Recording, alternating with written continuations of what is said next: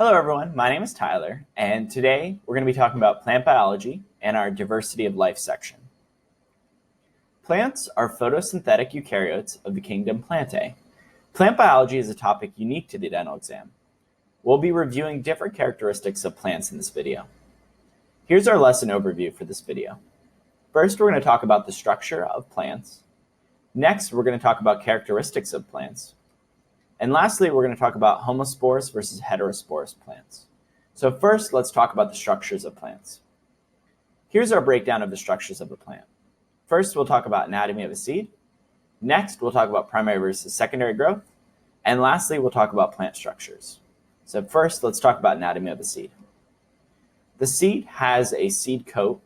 This is going to protect it from its environment. You can see it labeled here.